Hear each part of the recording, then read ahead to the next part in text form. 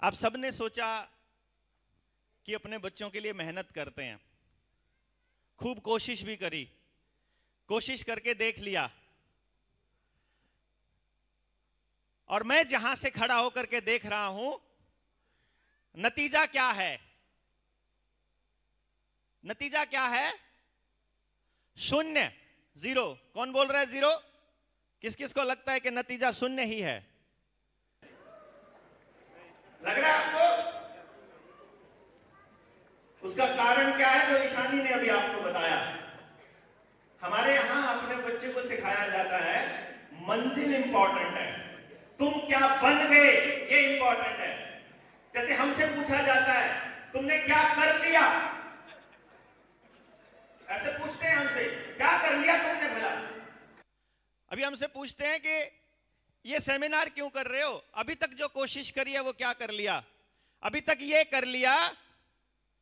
मैं आपको सलाम करते हुए ये बात कह रहा हूं, अभी तक हमने ये कर लिया कि लोग बाग किसी को दिहाड़ी पर दे करके जब बुलाते हैं तो भी बसों में नहीं बैठते हैं। आज अब सब लोग अपनी जेब से पैसा खर्च करके यहां आए हैं, हमने ये कर लिया। और वो इसलिए नहीं बैठते हैं क्योंकि उनको उम्मीद नहीं होती, होपलेसनेस, जो अंदर में जो निराशा है वो नहीं होती, और उस निराशा की वजह से आदमी करना छोड़ देता है, और वो जो काम करना छोड़ देता है उससे बुरी हालत कुछ नहीं होती है। इन लोगों ने पूरे षड्यंत्र के तहत आप लोगों के दिमाग में एक बात ठूंस दी है कि कुछ नहीं हो सकता। तो हमने अपने इन प्रयासों से, इतने सालों की इस मेहनत से, आपके पास जा करके, आपके गांव गांव घूम करके, आपको समझा करके, आपके साथ 3-3 दिन बैठ करके, खूब बोल बोल करके हमने ये कर दिया कि कम से कम इन लोगों को तो उम्मीद जग गई है कि कुछ हो सकता है।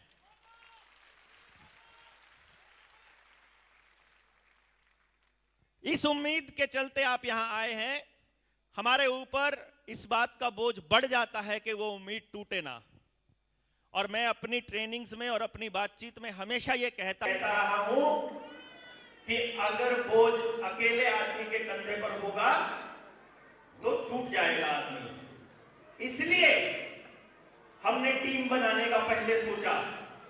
आपको जानकर हैरानी होगी, इस पूरे कार्यक्रम में, इस कार्यक्रम को लीड कर रहे थे आशीष भाई, आशीष दबास, और उनके साथ थी हर जिले की अपनी टीम। और आप हैरान होंगे, मैंने किसी भी चीज की तरफ एक बार भी ये परख कर नहीं देखा कि तुम क्या कर रहे हो। तुम्हारा काम है, तुम अपने आप करो, और इतने शानदार अरेंजमेंट कर दिया, इसके लिए उन सभी टीम के साथियों को बहुत बहुत धन्यवाद। कोई अफरा तफरी नहीं हुई, बीच का लंच टाइम हमने आपको सुबह ही नाश्ता करवा दिया, इसलिए खूब टाइम अपने पास है।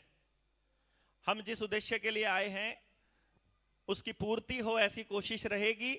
आप यहां से जाएं तो आपको ये जो आपको लेकर के आए हैं, जिन्होंने आपको मोटिवेट किया था, जब अगर आप वीडियो से सुनकर आए या कनेक्ट होकर के आए थे, तो आपको ये नहीं लगेगा कि ये टाइम आपका खराब हो गया। सबसे पहले आपको वो जो बच्चे के समझने वाली, पेरेंटिंग वाले इश्यूज आपको हमारे YouTube चैनल पर और दूसरे सेमिनार्स में मिल जाएंगे। आज हम जिस मुद्दे के लिए यहां आए हैं, क्यों जरूरी है आपका यहां से जाने के बाद वो करना जो आप करने वाले हो, उसको समझना बड़ा जरूरी है। जब मैंने आपसे पूछा, इतनी सारी कोशिशों के बाद भी नतीजा अगर शून्य है, तो क्या ऐसे ही चलता रहने से के बाद कोई स्थिति सुधरने की उम्मीद है? कोई बाहर से आकर ठीक करेगा आपके गांव में? आपके बच्चे के लिए कोई और करेगा? जिसको फीस देते हो वो, उसको फुर्सत नहीं है, उसको स्कूल ने इतना काम दे रखा है। जिसको फीस नहीं देते हो, जो सरकारी स्कूल का मास्टर है, उसको इतने काम दे रखे हैं। उसी को ये चेक करना है गांव में कितने जंगल में हगने जाते हैं, उसी को यही चेक करना है कितनी वोट बना दी है, कितनी काटनी है, कितने डेस्क आए हैं, टॉयलेट किसकी साफ है। स्कूल छोड़ करके, पढ़ाई छोड़ करके, बच्चों को तैयार करना छोड़ करके उनको सब कुछ करना पड़ता है। ऐसा सिस्टम बनाया इन लोगों ने कि आपके बच्चे की जिंदगी बर्बाद हो जाए। लेकिन माँ बाप अपने बच्चे की जिंदगी बर्बाद होता अपनी आंखों से नहीं देख सकता, वो कोशिश करता है, वो अपनी आखिरी सांस तक कोशिश करता है कि मेरा बच्चा कामयाब हो जाए, लेकिन उसके दिमाग में ये टेलीविजन नाम का कबाड़, ये इडियट बॉस ऐसी चीजें डाल देता है। वो कहता है नौकरी मिलना ही कामयाबी होती है, पैकेज मिलना ही कामयाबी होती है। अरे बुद्धुओ, अपने बच्चे को किसी का नौकर बनाने के लिए पैदा किया है क्या?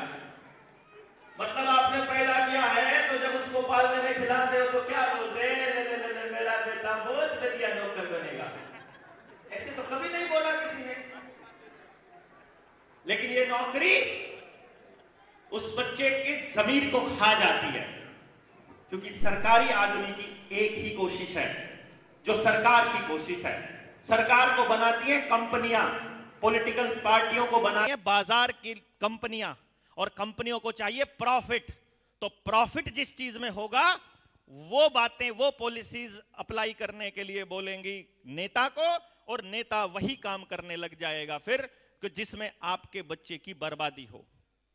हमने बहुत पहले एक 6 घंटे का एक वीडियो हमने जारी किया था एक ट्रेनिंग के दौरान, जिसमें हमने बताया था कि सुबह से लेकर रात तक, उठने से लेकर रात सोने तक, जन्म से लेकर मरण तक, आप एक भी काम अपनी मर्जी से नहीं करते हो। सब कुछ आप दुनिया को दिखाने के लिए करते हो। क्या पहनना है ये भी आप तय नहीं कर रहे, कहां बच्चा पढ़ाना है ये भी आप तय नहीं कर रहे, बच्चे को क्या पढ़ाना है ये भी आप नहीं तय कर रहे। ना बच्चा तय कर रहा, ना आप तय कर रहे, ना आपके आसपास का कोई आदमी तय कर रहा। और यही सबसे बड़ा कारण है आपके बच्चे की बर्बादी का, क्योंकि आप करते हो कोशिश, कोशिश में करोगे, कोशिश में आप फेल होगे 100%, ये आपको पता है, पहले से पता है, आपको बताया नहीं गया, किसी ने डिक्लेयर नहीं करेगा कोई, लेकिन यहां दिमाग में, बैक ऑफ द माइंड, आपको पहले से पता है कि आपने फेल होना है। इसलिए फिर आप क्या करोगे?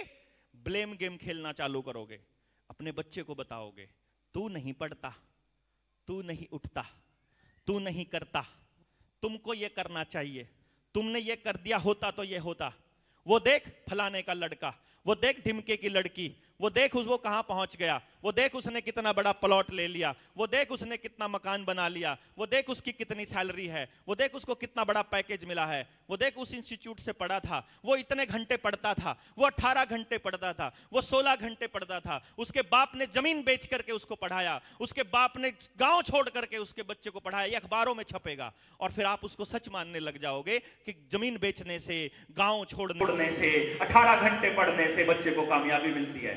बात पता चलता है जिसने 18 घंटे पढ़ के नौकरी प्राप्त की थी, यूपीएससी क्लियर किया था, जिसने इतनी मेहनत करी थी, जो पूरे गांव के लिए एक वो था, प्रेरणा का स्रोत था, जिसकी अखबारों में इंटरव्यू छपे थे, जिसके बड़ी बड़ी मैगजीन्स के अंदर इंटरव्यू छपे थे, एक दिन पता चलता है उसका तो परिवार में तलाक हो गया है, उसने तो सुसाइड कर लिया है, वो तो डिप्रेशन में है, वो तो टेंशन में है।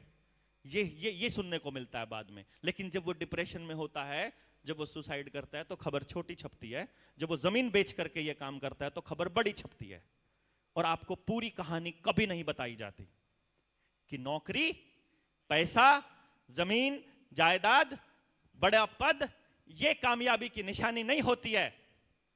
कामयाबी की निशानी का एक ही मंत्र है, एक ही मंत्र, कि जो काम आप कर रहे हो वो काम करते हुए आपको आनंद कितना आ रहा है, जो भी काम आप कर रहे हो। और ये आनंद कैसे पता चलेगा किसी बच्चे को? मेरा अपना बेटा, मैं आपको बताता हूं, उसने 12वीं, जैसे ईशानी ने 12वीं करी नॉन मेडिकल से, और बाद में इसने ह्यूमैनिटीज ले ली।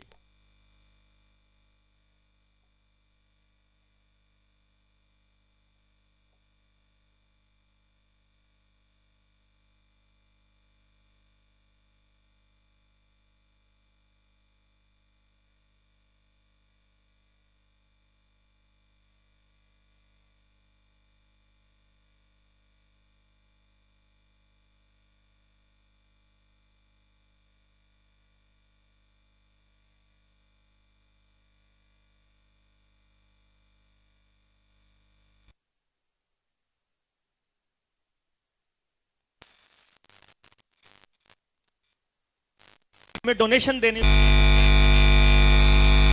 वहां जाके रहना।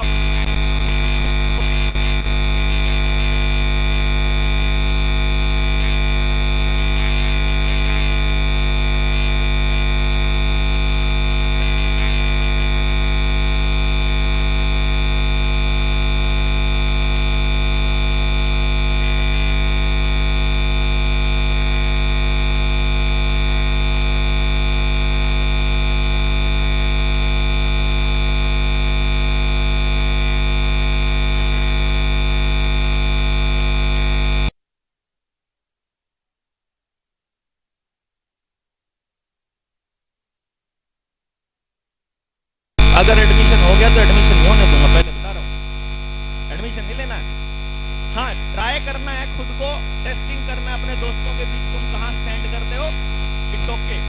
लेकिन मैंने तेरे को किसी कंपनी का नौकर बनने के लिए पैदा नहीं किया। तो बेटा ठीक है, होम तो भर दूंगा। अब उसके दोस्त को बता रहे होंगे कि पिताजी जो बात में तो हो ही जाता है, तो देखी जाएगी जब तो करी देते हैं। हमने उसे एक दिन स्कूल नहीं भेजा, कोई कोचिंग इंस्टीट्यूट हमने कोई फिजिक्स केमिस्ट्री पढ़ाने के लिए उसको कहीं नहीं लगाया।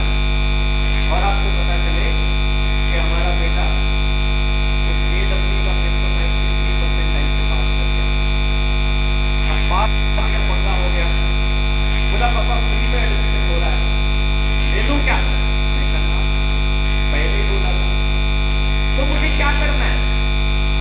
मैंने कहा तुम्हें मौज करना।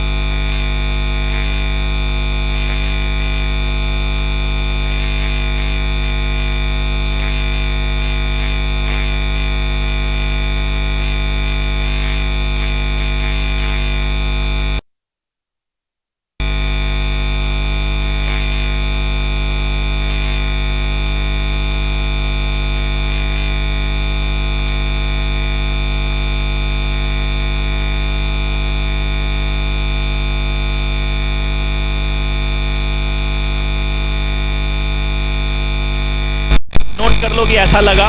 दूसरी मिठाई खाओ, भाई 10 में से 7 नंबर दे दिए इस मिठाई को, इसको 10 में से 8 दे दिए, इसको 10 में से 5 दे दिए। ऐसा करके थोड़े थोड़े अंतराल के बाद जब पहली मिठाई का टेस्ट खत्म हो जाए तब अगली मिठाई खाओ, जब उसका टेस्ट खत्म हो जाए तब अगली खाओ। और ऐसे खाते खाते तुम अपनी कॉपी को उठा कर देखो कि तुम 10 में से 10 कौन सी मिठाई को दे सकते हो, सिर्फ वो मिठाई उठानी है। तो इस जिंदगी के अंदर तुमको मौज कहां से आएगी, उसके लिए तुमको ढूंढना पड़ेगा। ये काम करके देखा, थोड़े दिन तक चलता रहा। जब उस काम में संघर्ष करना पड़े, जब उस काम में संघर्ष करना पड़े, जोर लगे तुम्हारा, सामने सब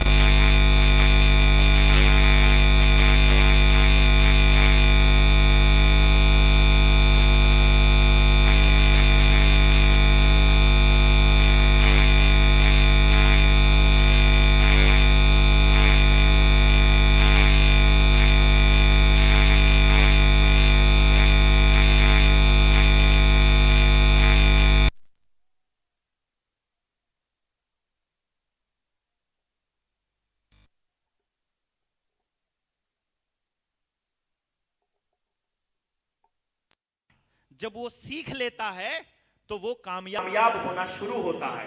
जब वो कामयाब होना शुरू होता है तो उसके पास संसाधन आते हैं। जब उसके पास संसाधन आ जाते हैं तो उसकी गिनती अमीरों में हो जाती है। जब अमीरों में हो जाती है तो वो सम्मान की प्राप्ति करता है। जब उसे सम्मान मिलता है तो वो और सम्मान इकट्ठा करने के लिए और पैसा कमाता है और फिर वो गरीबी से अमीरी की तरफ आ जाता है। जब वो अमीर हो जाता है, जब उसके पास संसाधन पूरे हो जाते हैं, तो फिर वो ये कहता है अपनी पत्नी को, या पत्नी कहती है पति को कि हमने तो बहुत तकलीफ झेली है, बच्चे को तकलीफ नहीं होने देंगे, जो हमें नहीं मिला सब इसे ला कर देंगे, जो इसको दिक्कत हुई सब दूर करेंगे, इसको किसी तरह की गरीबी में नहीं रहने देंगे। और वो उसे बिल्कुल इजी जीवन दे देते हैं और वो इजी जीवन वाला बच्चा फिर बड़ा होकर के निकम्मा होता है। फिर वो निकम्मा बच्चा, अभी फिर वो निकम्मे बच्चे पे आते हैं, वो निकम्मा बच्चा, उसके माँ बाप क्योंकि मेहनत करी होती है खूब सारी, उस मेहनत में उसके जैसे आज मैंने मेहनत करी है तो आप सब लोग मिल गए, तो आप सब में कोई ना कोई ऐसा भामाशाह भी बैठा होगा, कोई ना कोई अच्छा परिवार भी बैठा होगा जहां अगर मेरे बच्चे को नौकरी ना मिले तो मैं उसको सेट करवा दूं। समझे ना? जब मेहनत करता है आदमी तो खूब लोग मिलते हैं, उस खूब लोग मिलने की प्रक्रिया में उसको ऐसा आदमी भी मिल जाता है जो उसके निकम्मे बच्चे को कहीं ना कहीं सेट कर देता है। वो निकम्मा बच्चा जब सेट हो जाता है, बिना मेहनत की प्राप्त की हुई चीज की कभी वो कदर नहीं कर पाता और इसीलिए उससे जो अगली संतान होती है वो महान निकम्मी पैदा होती है। उसकी अगली संतान महानिकम्मी पैदा होती है। वो सुबह उठते ही क्या मम्मी चॉकलेट खानी है, खानी है, वो उसका मुंह खुलते ही उसे कबाड़ खाना होता है। वो सड़क पे निकलता है तो उसे कचरा खाना है, उसको घर का खाना अच्छा नहीं लगता है, वो कभी किसी से तमीज से बात नहीं करता है, वो कभी भी उसको अपने जीवन का मकसद नहीं मिल पाता है, उसका आचरण भी ऐसा रहता है। और फिर वो बच्चा जब बड़ा होता है, क्योंकि वो महानिकम्मा है और उसके बाप दादा की जमीन है, तो वो किसी ऐसी आदत में पड़ता है, या तो नशे में या फिर किसी गलत आचरण में, और ऐसे आचरण में फंसकर वो धीरे धीरे अपने बाप दादा की कमाई हुई इज्जत और पैसे को खत्म कर देता है। और फिर जब उसकी संतान होती है, वो फिर से उसी दौर में पैदा होती है जहां उसके पहले वाले पुरखे थे, वही गरीबी के दौर में। इस साइकिल का कोई तोड़ नहीं है। अगर इससे बचना चाहते हैं तो एक ही तोड़ है, आपके पास कितनी ही दौलत हो, आपने कितना ही संघर्ष किया हो, आपने कितनी ही मेहनत करी हो, आपको अपने बच्चे की परवरिश में उसको सुबह से लेकर रात तक अपने काम के साथ जोड़कर रखना पड़ेगा, नहीं तो उसको संघर्ष करवाना पड़ेगा सुबह से लेकर रात तक। ये नियम है अगर आप इस साइकिल को तोड़ना चाहते हैं तो। लेकिन आप क्या करते हो, आप और हम क्या करते हैं कि ये काम तो मैं कर लूंगा, तुम तो पढ़ लो, ये वाला काम मैं कर लूंगा, तुम तो पढ़ाई कर लो। और जैसे ही हम ये लाइन बोलते हैं, उस बच्चे के दिमाग में बैक ऑफ द माइंड एक पॉइंट जाता है जहां वो ये सोचता है कि मेरे माँ बाप जो काम पैदा होने से लेके आज तक करते आ रहे हैं, इसका मतलब वो वर्थ नहीं था, इसका मतलब वो अच्छा नहीं था अगर ये मुझे ये करने नहीं दे रहे।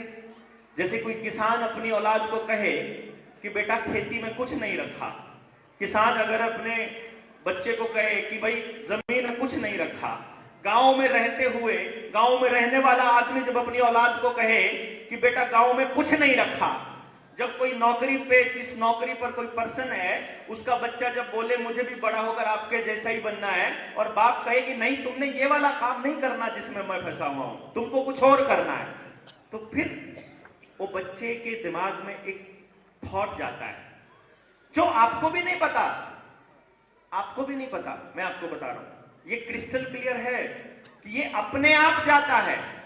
सामने से कोई आदमी आ जाए, उसने आपको कुछ भी नहीं बोला था, लेकिन शक्ल देखते ही आपकी त्योड़ियां चढ़ जाती हैं, गुस्सा आ जाता है, क्या सवेरे सवेरे शक्ल देख ली, उसने कुछ कहा ही नहीं था। फिर क्यों? इसका मतलब यह हुआ कि कुछ आपके दिमाग में पीछे चलता है जो किसी को देख करके तय होता है। किसी को देखने के बाद आपके अंदर अच्छे भाव आते हैं कि यार ये अच्छा आदमी है, ये ठीक है, कुछ कहा नहीं, उसने आपके लिए कुछ किया नहीं, फिर भी अच्छे भाव क्यों आए? इसका मतलब पीछे कुछ है जो चल रहा है। अर्थात जब आप अपने बच्चे को कुछ ऐसी बात कहते हो जो आप अंदर से महसूस नहीं करते हो, जो आप महसूस नहीं करते हो, यकीन मानिए आपका बच्चा उसी मोमेंट एक स्टेप आपसे दूर जा रहा है, एक मोमेंट दूर जा रहा है। जिस पर आप पूरा यकीन करते हो, वो बात अगर अपने बच्चे को बोलोगे और उस जिंदगी को अगर आप जी रहे हो, केवल और केवल तब आपका बच्चा आपसे जुड़ा रह सकता है। इसके अलावा बच्चे से जुड़ने का कोई दूसरा रास्ता नहीं है। अब आपने देख लीजिए, आप पूरे दिन में कितनी बार उसको सिर्फ समझाने मात्र के लिए, अपने से अपने को बचाने के लिए, या उसको किसी पोजीशन पर लेकर जाने के लिए कितनी बार आप ऐसी बातें बोलते हैं जो आप खुद भरोसा नहीं होता जिनके ऊपर, जो आप खुद यकीन नहीं करते जिनके ऊपर, जो आपको लगता है कि हो सकता है ये 100% ट्रू नहीं है।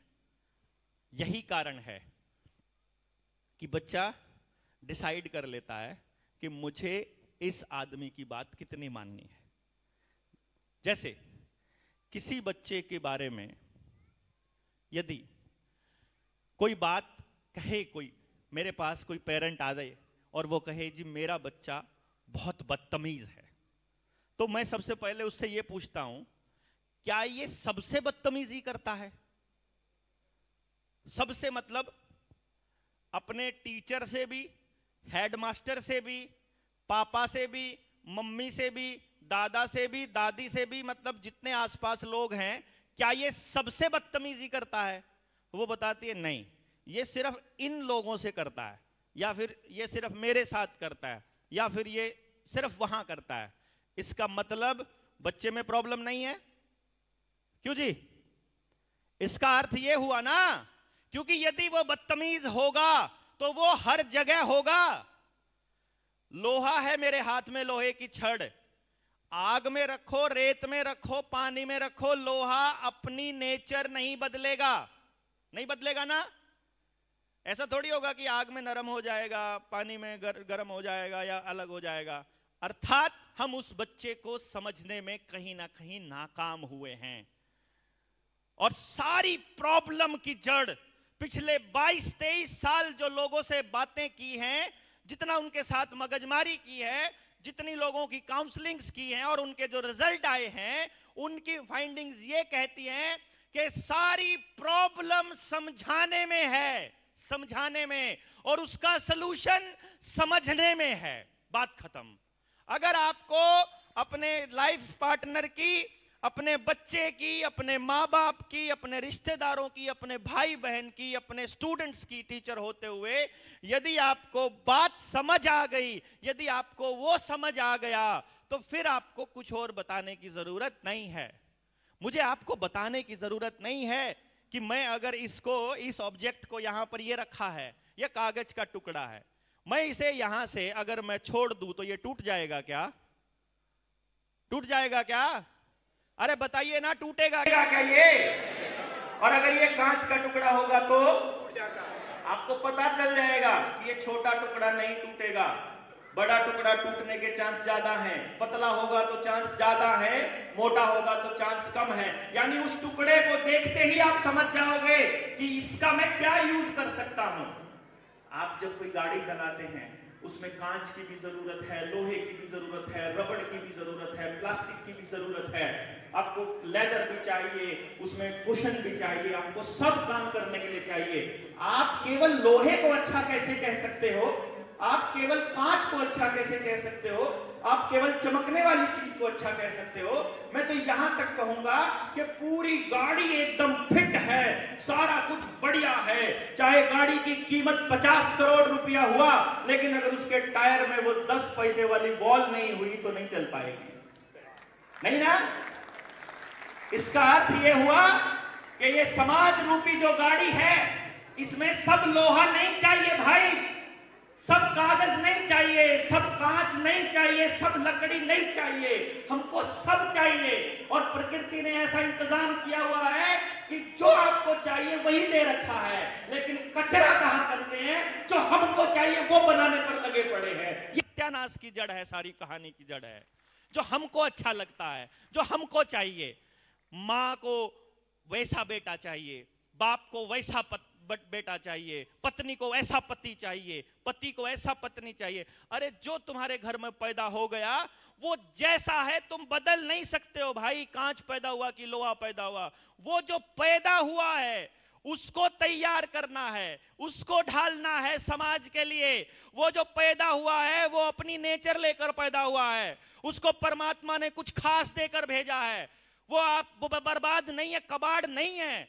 कितनी बड़ी टायरनी है हमारी, कितना बड़ा दुर्भाग्य है हमारे बच्चों का। यह दुर्भाग्य है कि घर में स्टोर रूम पड़ा है, उसमें सब कचरा पड़ा है। आपको मालूम है लकड़ी का क्या इस्तेमाल, लोहे का क्या इस्तेमाल, कांच का क्या इस्तेमाल, कागज पेपर पड़ा है उसका क्या इस्तेमाल है, सबका पता है। घर में जो बच्चा पैदा हो गया उसका इस्तेमाल करना नहीं आता, स्कूल में जो बच्चा पढ़ने आ गया उसका इस्तेमाल करना नहीं आता, समाज के लिए बच्चे को तैयार करना नहीं आता, किसी को नहीं आता। और कमाल की बात, क्या दुर्भाग्य, क्या पूरी की पूरी पीढ़ी का क्या दुर्भाग्य है कि कोई इस पर बात भी नहीं कर रहा।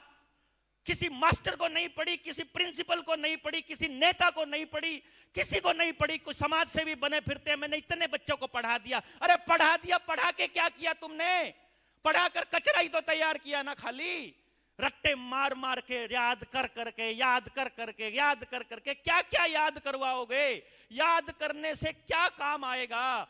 अरे जो काम आएगा वो तो सीखा हुआ आएगा ना, और सीखा हुआ कोई बच्चा भूल ही नहीं सकता। तो आप सिखाते क्यों नहीं हो? सिखाने का क्यों नहीं है तरीका है आपके पास? ये सोचा कभी किसी ने? सबको बस याद करवाना है, सबको बस एक गुलाम चाहिए। जितने बजे कह दो उतने बजे उठे, जितने बजे कह दो उतने बजे सो जाए, जिस स्कूल में आप भेजो वो भेज दे, जितना आपकी पॉकेट अलाउ करती हो वैसे स्कूल में भेजोगे, जितना ट्यूशन अलाउ करेगा वो स्कूल में भेजोगे। अमीर अपने बच्चे को और पढ़ाएंगे, गरीब अपने बच्चे को कभी नहीं पढ़ा पाएगा। मिडिल क्लास पिसता रहेगा, कभी जमीन बेचकर पढ़ाएगा, कभी गाड़ी बेचकर पढ़ाएगा, कभी प्लॉट बेचकर बचाएगा, कभी कुछ बेचेगा, यहां तक कि कभी कभी माएं अपने गहने तक बेचकर पढ़ाएंगी। और आखिर में रिजल्ट क्या है कि भाई जितने बच्चे पास होने हैं उनकी सीट जितनी है, और जितने बच्चे एलिजिबल हैं 1% से ज्यादा कभी नहीं मिला आज तक मुझे। चेक करो, आप सारे के सारे ग्रोन अप माँ बाप हो, क्योंकि आपको यह सोचना पड़ेगा, बैठ करके कैलकुलेशंस करनी पड़ेंगी। मेरी बातों पर भरोसा नहीं करना है, आपको खुद से कैलकुलेट करना है। आपको देखना है आपकी जिंदगी में आज तक कितनी भर्तियां आई, चेक करो एक बारी। उनमें कितने बच्चों ने फॉर्म भरा, ये चेक करो। और फिर देखो कितने प्रतिशत बच्चा पास हुआ, चेक करो। आपको पता चलेगा कि 99.9% बच्चा गारंटीड फेल होगा, गारंटीड। मतलब हम एक ऐसे एजुकेशन सिस्टम में काम कर रहे हैं जिसके अंदर 99.99% बच्चों के ऊपर लेबल लगेगा कि तुम एक फेलियर हो, तुम एक बर्बाद इंसान हो, तुम कुछ नहीं कर सकते। क्योंकि आपको हर पीटीएम में, हर वो वीकली टेस्ट में, हर मंथली टेस्ट में, उसके अंदर आपको मैडम क्या कहेगी? थोड़ी सी मेहनत और करो, थोड़ी सी मेहनत और करो, है ना? आप कर सकते हो, आप कर सकते हो, ये तुम्हारा बच्चा कर सकता है, इसको बस थोड़ा ध्यान दो। अरे ध्यान दे के करना क्या है? ध्यान दे के और नंबर ले लेगा, और नंबर ले लेगा। अभी चौथी पोजीशन पर है, पहली पोजीशन पर पहुंच जाएगा, मान लिया। अरे जो पहली पर है वो तो नीचे आना पड़ेगा ना उसको, तो नहीं समझे? मेरा बच्चा केवल तब कामयाब हो सकता है जब आप सबका बच्चा कामयाब ना हो। ये नियम है इस पढ़ाई में, इस पढ़ाई में ये नियम है। मैंने एक केस देखा था, उस दिन मुझे ये समझ में आया कि एजुकेशन सिस्टम क्या कर रहा है। एक आदमी ने मुझे अपने किसी दोस्त के बच्चे के बारे में एक लाइन बोल दी, और मेरा अंदर से कलेजा फटने को आया कि कोई मेरे बच्चे के लिए भी ऐसी ही बद्दुआएं मांग रहा होगा कभी, कहीं ना कहीं। क्या था मालूम है? दो दोस्तों की शादी हुई बिल्कुल एक हफ्ते के अंतराल में, उनके बच्चे भी एक हफ्ते 10 दिन के अंतराल में पैदा हुए। दोनों दोस्त पक्के थे, बचपन के दोस्त। दोनों के बच्चे बड़े हुए, सेम स्कूल में पढ़े, सेम क्लास में पढ़े, साथ खेले, भाइयों की तरह रहते थे, बिल्कुल सब काम एक साथ मिलकर करते थे। कभी वो फर्स्ट आ जाता था, कभी वो फर्स्ट आ जाता था।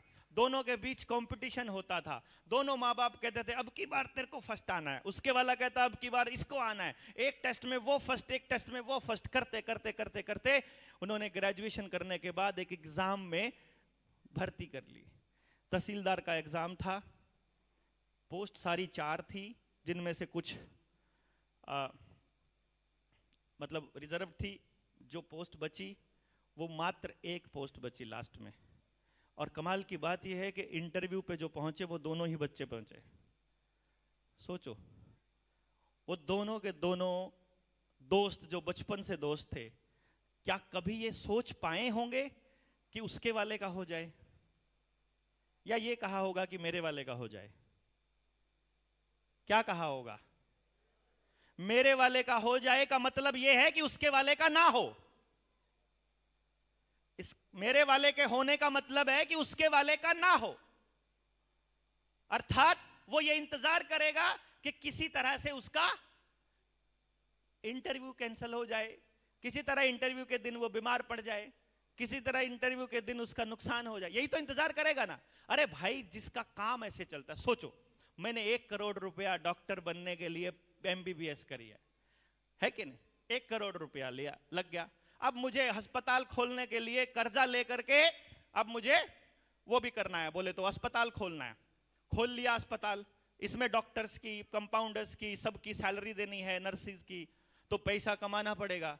अब पैसा कमाना पड़ेगा तो इलाज से, अगर पैसा कमाना है, इलाज कैसे होता है? जब कोई बीमार होता है तो वो तो सुबह सुबह जब धूप बत्ती कर रहा हो तो वो तो ऐसे कर रहा होगा ना, हे भगवान सबकी किडनी फेल हो जाए, सबको हार्ट अटैक आ जाए, सबके घुटने खराब हो जाए, सब बीमार पड़े रहें, सबके यहाँ डिप्रेशन हो, सारा परिवार खराब हो जाए, ऐसे ही बोलेगा ना। वो ऐसे बोल ही नहीं सकता कि सारा देश सुरक्षित रहे, सभी स्वस्थ रहें, सभी हेल्दी रहें। वो बोल ही नहीं सकता भाई, क्योंकि आपकी बर्बादी में ही उसकी आबादी है। उसका कर्जा तब पटेगा जब आपकी बर्बादी होगी। तो हम एक ऐसे तंत्र में रह रहे हैं जहां हमारी आबादी की कीमत बाकी सब की बर्बादी की है। और यह तंत्र बदलना चाहिए कि नहीं बदलना चाहिए? अरे बदलना चाहिए कि नहीं? बदलना चाहिए। तो इसको कोई और आएगा बदलने के लिए। तहसीलदार को पड़ी है आपका गांव को बदलने की, DC को पड़ी है, CM को पड़ी है, MLA को पड़ी है, MP को पड़ी है, मास्टर को, कानागो को, पटवारी को, अरे किसी को तो पड़ी होगी। नहीं पड़ी, क्योंकि उनको पता है कि जिनके बच्चे बर्बाद हो रहे हैं, जिनके गांव बर्बाद हो रहे हैं, वो सोए पड़े हैं। क्योंकि उनको अपनी रंजिशों से ही फुर्सत नहीं है। कभी वो उनको सरपंची के इलेक्शन की रंजिश, कभी MLA के इलेक्शन की रंजिश, कभी MP के इलेक्शन की रंजिश, कभी पार्टियों की रंजिश, कभी जातियों की, कभी धर्म की, कभी कंपटीशन की, कभी नौकरियों की। अरे मैं बता रहा हूं, मेरे रिश्तेदारी में एक गांव से 4 बच्चों ने पेपर पास कर लिया। MLA बोलता है कि मैं एक को लगा सकता हूं सिर्फ। ये प्रैक्टिकल बता रहा हूं मैं आपको, जो मैंने अपने जीवन में झेला है। एक को लगा सकता हूं मैं सिर्फ। उस MLA के पास 4 के 4 माँ बाप अपने गांव से 2-2 गाड़ियां, 4-4 गाड़ियां भर कर लेकर गए सिफारिश लगाने के लिए, हमारे वाला हो जाए। और वो जब जाता है तो वो कहता है वो फलाना भी आया था जी, आमना नहीं बेरा जी, मारे का होना चाहिए, हमारे का होना चाहिए, मतलब उसके वाला रहना चाहिए। इसका ये मतलब है। अब मेरे पास, आपके पास, हम सब के पास 2 चॉइसेस हैं। एक चॉइस है, जो व्यवस्था इन्होंने बनाकर रखी हुई है उस व्यवस्था में अपने बच्चों को पिसने के लिए छोड़ दें। वो सुबह से लेकर रात तक गधों की तरह काम करें। सुबह सुबह गाड़ी से सुबह सुबह उठे, वो बस में बैठ जाएं, स्कूल में जाकर के left right stand up sit down, याद किया कि नहीं किया, नोट डाउन कर लो या करके सुना दो, इस प्रोसेस में चले जाएं। या दूसरा तरीका है कि हम माँ बाप इसकी जिम्मेदारी अपने कंधों पर ले लें कि इसको बदलना है। आप कौन सा चॉइस करोगे? क्योंकि कोई और नहीं करेगा ये काम, ये हमको करना पड़ेगा। मेरे गांव में मेरे पिताजी बैठे हैं, मेरी माताजी बैठी हैं। मैं जब 10वीं पास करी, मैं डिस्ट्रिक्ट टॉपर्स में था। मेरे गांव में 10वीं के बाद का स्कूल नहीं था, तो मेरे घर का ठीक ठाक जुगाड़ था उस टाइम पर, और मेरे को पढ़ाने के लिए इन्होंने शहर भेज दिया। इन्होंने कहा बढ़िया, बेस्ट स्कूल में दाखिला कराएंगे आपका। बेस्ट स्कूल में दाखिला करवा दिया। गांव के जो बच्चे नहीं भेज सकते थे उनका क्या भाई? वहां का सबसे बड़ी गलती हम बड़ों से होती है। मैं यहां क्योंकि एक बाप की हैसियत से खड़ा हूं, और मैं ये मानता हूं कि मैंने अपने बच्चे की जड़ें खोद दी, क्योंकि मैं अपने बच्चे को अपने गांव में नहीं रख पाया। मैं उसको कभी नहीं बता पाया कि बेटा तेरी जड़ें कहां है। क्यों? क्योंकि मेरे गांव में मेरी से बड़ी पीढ़ी ने कुछ भी ऐसा नहीं किया कि जो मेरे गांव में मेरे पास मौजूद हो। तो लेकिन मैं इस चीज को ऐसे के ऐसे रहने नहीं देना चाहता। मैं चाहता हूं कि मेरा बच्चा वापस जड़ों की तरफ लौटे, तो उसकी जड़ें वापस वैसी हो कि वो बरगद पाल सके। वरना शहर में रहें तो ठूंठ हो जाएंगे, हम ऐसे ही निर्जीव हो जाएंगे, बीमार पड़े रहेंगे, एक दूसरे से बात करने का जी नहीं करता है। ऐसे हालात वहां पर है। यहां दिल्ली का हाल देखा है आपने? मतलब दिल्ली में रहने वाले लोगों को पता है, वो अपने बच्चों को अपने हाथों से जहर खिला रहे हैं, हर सांस के साथ उनके जहर जा रहा है, और वो अपना गांव छोड़कर आ गए। कोई बिहार से छोड़कर आया, कोई उड़ीसा से, कोई बंगाल से, इस उम्मीद में कि दिल्ली में बढ़िया फैसिलिटी मिलेगी। किस कीमत पर? अरे किस कीमत पर? 5 करोड़ की गाड़ी हो और कमर में दर्द हो, यहां सर्वाइकल हो रहा हो, तो गाड़ी आनंद दे सकती है क्या? इस कीमत पर 5 करोड़ की गाड़ी का कोई औचित्य नहीं है दोस्तों। लेकिन अगर आपका बच्चा हेल्दी है, सही है, लड़ने की उसके अंदर हिम्मत है, संघर्ष कर सकता है, अपना रास्ता खुद ढूंढ सकता है, उसको रास्ता ढूंढने के लिए हम माहौल प्रोवाइड कर सकते हैं, तो पूरा गांव मिलकर अपने बच्चों के लिए वो रास्ता तैयार कर सकता है। लेकिन अकेला माँ बाप कभी भी अपने बच्चों के लिए कोई रास्ता तैयार नहीं कर पाएगा। यहां तक कि इस यात्रा में आपने देख भी लिया होगा, और जिसको समझ में नहीं आ रही हो आगे भी देख लेना, अगले 10 साल बाद देख लेना, आपके बच्चे जैसे जैसे बड़े होते जाएंगे वैसे वैसे बिगड़ते चले जाएंगे। कल मेरी एक मां से बात हो रही थी, मैं आपको बता रहा हूं। वो मां यहां बैठी है, मैं नाम नहीं लूंगा। मैंने उनसे पूछा, कल आप आ रहे हैं ना? उन्होंने कहा नहीं, कल मेरे बेटे का यूनिट टेस्ट है।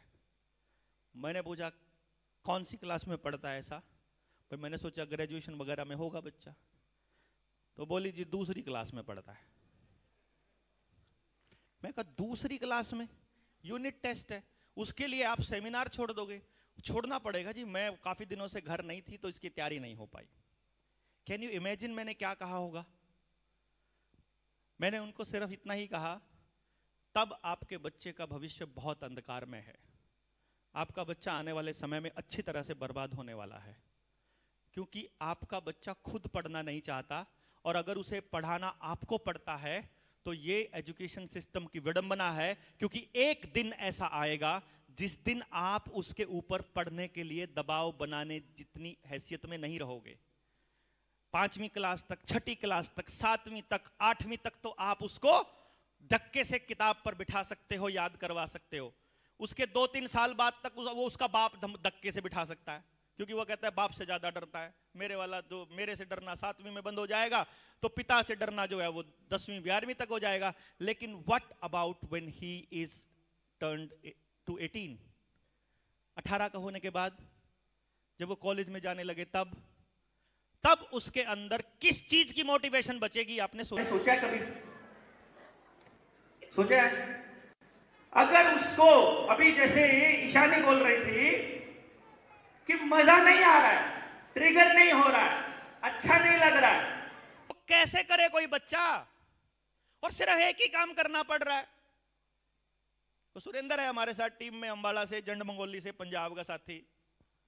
वो अपने गांव में समझाने गया ना, इतना बोला, मैंने तो जी भला जी आपके वाली बात नहीं बोली, मैंने तो सीधी देसी भाषा में समझाया, गांव वालों को ऐसे बिठा लिया।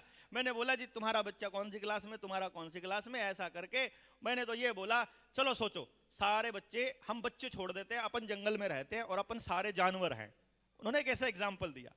उन्होंने कहा एग्जाम्पल है, आपके वाला बच्चा जो है घोड़ा है, आपके वाला मछली है, आपके वाला हाथी है, आपके वाला, मतलब ऐसे करके अलग अलग जानवर हैं, और हम कंपटीशन कर रहे हैं कि सबको पेड़ पर चढ़ना है, देखते हैं कौन फर्स्ट आएगा। तो मछली तो हमेशा यही सोचती रहेगी कि मैं तो बेवकूफ हूं। अगर दौड़ने की रेस लगाएंगे तो वहां तो कोई दूसरा एनिमल पीछे रह जाएगा। अगर जोर की आजमाइश करेंगे तो अलग हो जाएगा। अरे सबको अलग पैदा किया है तो सब एक ही पढ़ाई कैसे पढ़ रहे हैं भाई? एक ही पढ़ाई। अब सोचो, राजस्थान में रहने वाले बच्चे का, राजस्थान में रहने वाला बच्चे की जरूरत हिमाचल में रहने वाले बच्चे की जरूरतों के बराबर है क्या? हाँ बताइए ना, बराबर है क्या? गांव में रहने वाले बच्चे की जरूरत और शहर में रहने वाले की अलग है, सेम है कि अलग है? अलग है। वहां भी अलग है। गोवा वाले की और हरियाणा वाले की अलग है कि सेम है? अलग है। पढ़ाई तो सेम पढ़ रहे हैं, और कमाल की बात, उस पढ़ाई का डिजाइन किसने किया? पता चले कि डिजाइन किया बोर्ड ने। कौन से बोर्ड ने? सीबीएसई ने, हरियाणा बोर्ड ने। अच्छा, बोर्ड ने डिजाइन कर दिया। बोर्ड का मेंबर कौन सेलेक्ट करता है? सरकार। सरकार को कौन सेलेक्ट करता है? पॉलिटिकल पार्टियां। पॉलिटिकल पार्टियों को कौन फंडिंग देता है? बाजार। और बाजार को कौन मैनेज करता है? तो पता चलता है कि भाई पूरी दुनिया के एजुकेशन सिस्टम को एक ही फाउंडेशन संभालती है। पूरी दुनिया की यूनिवर्सिटीज का, कॉलेजेस का, स्कूलों का सिलेबस करने का काम उसी एक फाउंडेशन, एक परिवार का है, जिसके जो पूरी दुनिया के तेल कुओं का मालिक है, जो पूरी दुनिया की फार्मा कंपनियों का मालिक है, जो पूरी दुनिया की ऑटोमोबाइल का मालिक है, जो पूरी दुनिया की फर्टिलाइजर्स का मालिक है, जो पूरी दुनिया में कैंसर अस्पताल और हार्ट अटैक की मशीनों का जिसने पेटेंट लिया हुआ है, और उस परिवार का नाम है रॉकफेलर फाउंडेशन। आप जाकर के देखो, पता करो, ये जितनी भी बड़ी बड़ी ऑक्सफोर्ड, जितनी भी फलाना डिमकाना, जिनको दुनिया की टॉप यूनिवर्सिटीज बोलते हैं, सबका वही फंडिंग एजेंट है।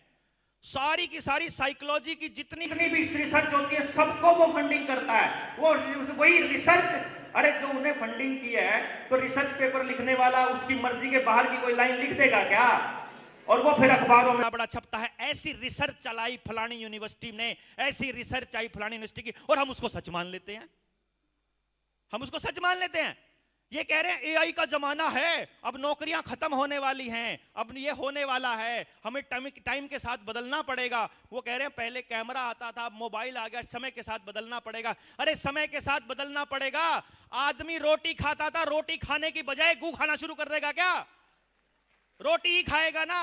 रोटी खाते समय रोटी खाएगा तो वो अनाज की पकेगी, अनाज तो खेत में से आएगा, खेत में से किसान ही चलाएगा। लेकिन चलाते समय उसका खर्चा होगा कि नहीं, वो तय करेंगे।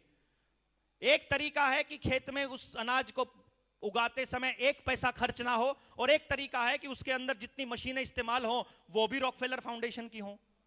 आपको पता चलेगा, ट्रैक्टर की एजेंसियों की पता करो किसकी है, उसका पेटेंट किसके नाम है। जितनी बीज बोने वाली मशीनें हैं, जितनी खेतों में आज चल रही है, वो किसके नाम पेटेंट है, पता तो करो। उसका हर सेकंड चलाने का रुपया किसकी जेब में जाता है? आपके गांव की जेब में नहीं जाता है। एक रास्ता है, सारा गांव अपना पैसा अपने गांव में ही सर्कुलेट करना स्टार्ट कर दे। इसमें गांव की समृद्धि है, या हम सारे लोग मिल करके अपनी कमाई को कंपनियों की हाथ में झोंकते रहे, इसमें समृद्धि है? बताना। आपस वाली है कि कंपनियों वाली? तो आपस वाली व्यवस्था कंपनियां बनने देंगी पार्टियों से, सरकारों से? आपस वाली व्यवस्था नहीं बनने देंगे ये। इसके लिए तो आपको अपनी व्यवस्था बनानी पड़ेगी, और उसके लिए व्यवस्था बनाने के लिए आपको खड़ा होना पड़ेगा। और जो हमारे बच्चों के भविष्य के साथ खिलवाड़ करेगा, जो हमें हमारी व्यवस्था बनाने में रुकावट पैदा करेगा, वो दुश्मन है हमारे बच्चों का। और हम अपने दुश्मन के साथ क्या करते हैं, ये भारतवासियों को बताने की जरूरत नहीं है। उनको कुचल देना पड़ेगा हमको, कि जो भी सामने आ जाएगा, अपने बच्चों की व्यवस्था हमको खुद बनानी पड़ेगी। लेकिन वो कैसे बनाएंगे? आप तो गांव में से कोई 2 लोग आए हैं, कोई 4 लोग आए हैं, कोई 10 लोग आए हैं, कोई 50 लोग आए हैं। आप कैसे बनाओगे? जाकर गांव वालों को कैसे समझाओगे? जाकर क्या कहोगे? लो बलहारा जी की वीडियो देख लेना, तुम्हें समझ में आ जाएगा, ऐसे कहोगे? किसी के पास समय नहीं है 2-2 घंटे सुनने का, किसी के पास समय नहीं है। और मेरे को मैसेज आते हैं, बलहारा जी वीडियो थोड़ी छोटी बनाया करो। मैंने कहा कितनी छोटी बनाऊं? बोला जी बस 3 मिनट में निपटा दिया करो। मैंने कहा 3 मिनट छोड़ो, तुम्हारे बच्चे तो 30 सेकंड पे आ चुके हैं, वो तो आगे 10 सेकंड पे आ चुके हैं रील्स में, वो तो ऐसे चलते हैं उनका तो हाथ। बात जो बताने की है, वो बात दिखाने की अलग होती है, बताने की अलग। और जो बताने की बात है उसमें समय लगता है, वो अपना समय मांगती है। अगर वो समय नहीं दिया जाएगा, कुछ भी हासिल नहीं होने वाला, कुछ भी हासिल नहीं होने वाला। ये सारे लोग जो बैठे हैं ना, इनमें से 50% से ज्यादा लोग वो हैं जो 3-3, 4-4, 5-5 घंटे बैठ करके सुना है। जिन्होंने सुना है, आपने ये प्रॉब्लम कितनी है, किस किस को मालूम है इस पूरे के पूरे खेल का? ये लोग हैं, इसीलिए यहां तक आ पाए हैं। और वो लोगों को जाकर गांव में कहो कि बच्चों की एजुकेशन के लिए एक सेमिनार होने वाला है, अरे किस पे टेम है, आज तो ब्याह का साया गणा है, आज तो गणे ब्याह रहे हैं। लेकिन नहीं, मैंने कहा भाई मेरे से ज्यादा सोशल कौन होगा? मेरे से ज्यादा भी तुम्हारे पास आए होंगे क्या, कार्ड आ रहे होंगे क्या? इतने कार्ड तो किसी के भी नहीं आते होंगे। पर भाई हमने एक ही हाथ जोड़ के ये कह रखा कि देख भाई, दो रास्ते हैं, या तो आप लोगों को खुश करने के लिए आपके ब्याह शादी और आपकी मरगत में जानते रवा। इतने हैं लोग जानकारी में कि रोज की रोज किसी की मरगत में, किसी के ब्याह में जाना पड़ेगा। अब इतना तो 2 नंबर का पैसा भी नहीं कमाते कि उनके लिए इतना तेल फूके और रोज जाकर के इतना कन्यादान डालें। मैं तो 100, 150, 200 रुपए का कन्यादान डाल सकता हूँ, वो भी किसी के थ्रू डलवा सकता हूँ। मेरी हाजिरी उसी में मान लेना। मैं आपके पास नहीं आ पाऊंगा। इसमें आप मुझे एंटी सोशल बोल सकते हो, लेकिन इससे ज्यादा जरूरी है कि मैं अगली पीढ़ी की लड़ाई लड़ रहा हूं। उसमें हो सकता है मैं उस टाइम किसी गांव में हूं, किसी मीटिंग में हूं, किसी ट्रेनिंग में हूं। मैं यही करना चाहता हूं।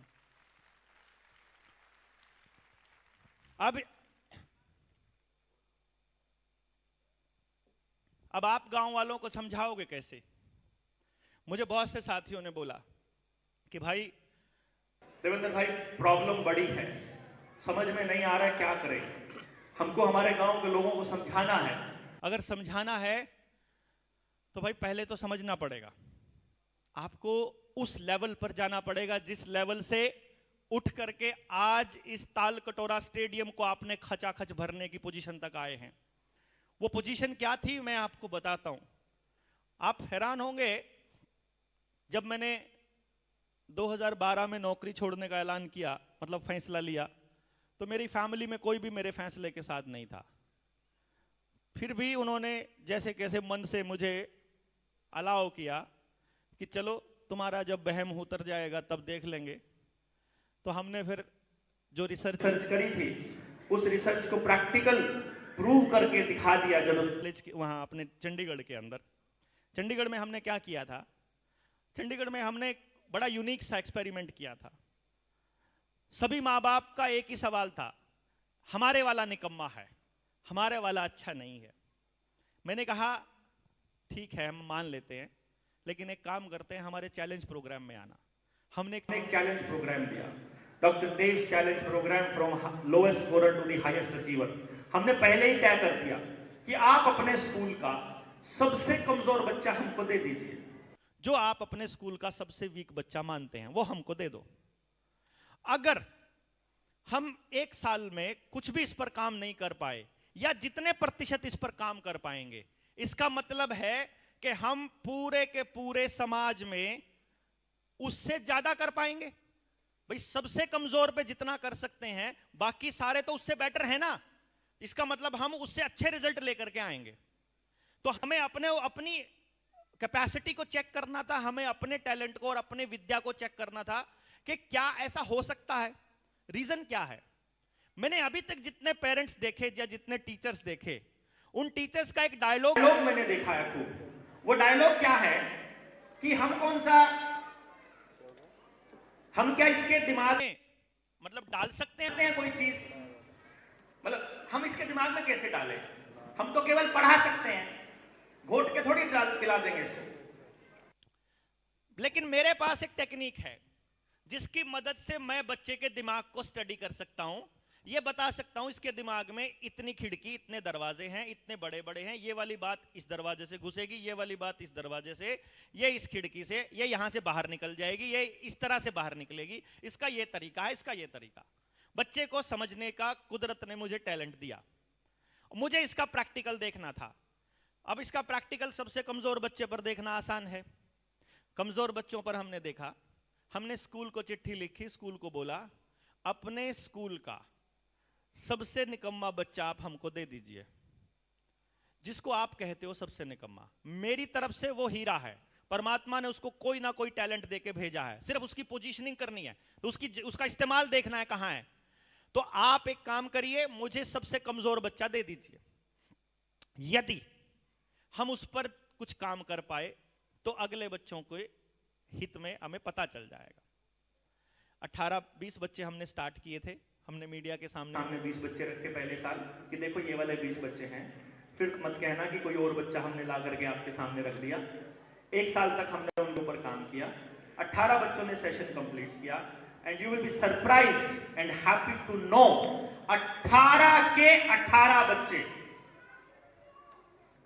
तीनों सबसे मुश्किल subject physics, chemistry and maths में स्कोर किया 100 आउट ऑफ 100। और अपने अपने क्लास के बने टॉपर्स। अब टॉपर बन गए, हम फिर समाज के सामने गए, हमने फिर पूछा कि लो जी, सबसे निकम्मा भी 100 ले सकता है, तो इसका मतलब उससे ऊपर वाले भी सारे 100 ले सकते हैं।